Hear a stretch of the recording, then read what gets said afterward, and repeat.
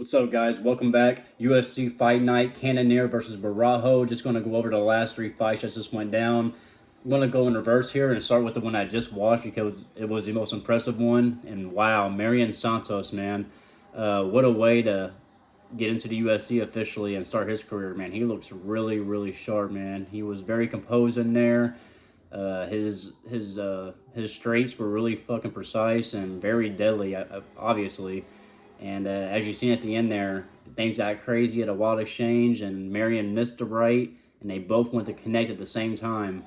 And Marion's left connected first and put him to sleep, man. Ofili went straight down, was pretty much knocked out on his knees, and Marion landed a couple more shots to the side of the temple. What a performance, man. I'm definitely looking forward to seeing that guy again. Marion Santos. Not a name I expected to really hear much or hear about or see, but I'm glad I saw now, and I'm glad I'm here for it. And yeah, he's going to be a fucking special fucking fighter in that division.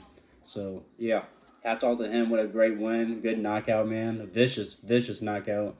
And it keeps the card going, man. The card's been pretty solid. This fight night, I expected to be kind of poor and not too great, and it's been the complete opposite, man. The finishes have been great. Even the ones that are not finishes, the decisions have been pretty fucking solid. Good ass card so far. So yeah. And also, I'm gonna go ahead and talk about Edmund Shahbazyan versus Gerald Meerscharet. Poor Edmund Shahbazyan. Not even. I used to feel bad for him because he had such good stand up back when he was a prospect a few years ago, and they always gave him grapplers. It seemed like he had a fight streak of grapplers like two or three in a row where he fought nothing but guys that just took him down. And because the stand up was really good, he's hard to stand with, so they had to get guys that were going to take him down and destroy him and ruin his hype. I guess I don't know. But tonight, though, years later, you would think he worked on some ground defense or some jiu-jitsu off his back or just any fucking thing. But I guess not, because as soon as Joe Marshall was able to get him to the ground, he immediately locked inside of an arm triangle, jumped over, and a few seconds later is done. Edmonds tapping. I mean, hats off to Gerald. I'm not taking nothing away from him. Not to discredit Gerald Marshall. He's the real deal. He's not the greatest, but he's a solid gatekeeper for that division. He's a vet for a reason. He's still there for a reason. He's very deadly on the ground. If he gets you on the ground and he has an established position, he's going to immediately look for something, whether it's an armbar or your neck or the arm triangle or anything. He's just going to look to tap you out. That's his game.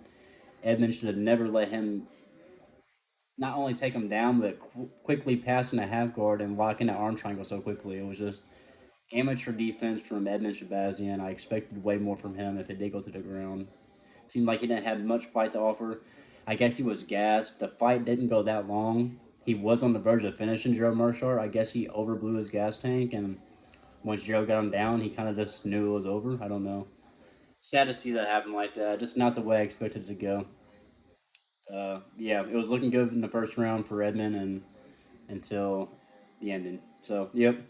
Good fight for Jared Mercer. Once again, gets another W. And Edmund Shahbazyan, goodbye. I guess he's gone now. That's about end of him. The end of him.